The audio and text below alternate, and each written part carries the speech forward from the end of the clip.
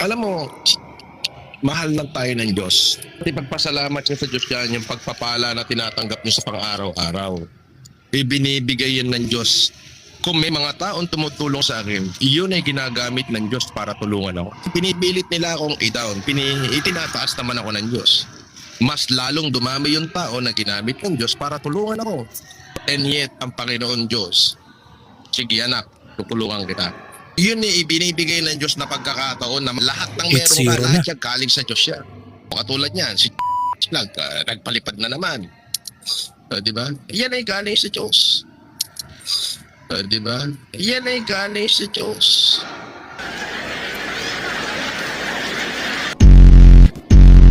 Kung mo idadamay ang Diyos, ay bobo ka. 10-0.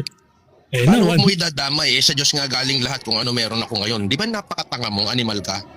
May Diyos ka sa puso mo, hindi ka niya pababayaan. Ay bobo mo, tanga kang inutil ka, bobo ka pa, kunghang ka.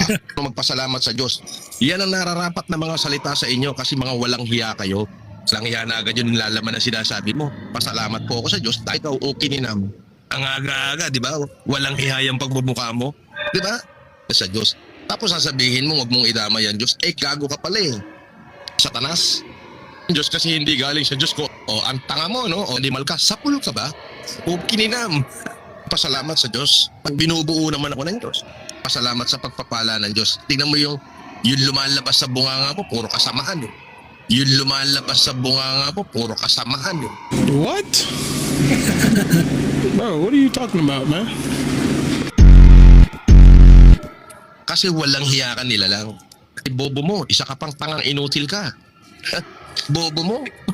And yet, ibinigay ng Diyos sa akin. Eh, itong tartadong tao rito na sasabihin niya na wag daw idamay ang pangalan ng Diyos. Kanino ako magpapasalamat? Sa demonyong katulad mo?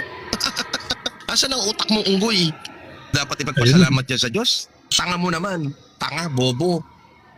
Kainutil nito. wala. Alright. God bless you. Ayun. Nagtapos sa 25 kontra 27 sa kanyang kawalang-yang evil side ni Norman Mangusin.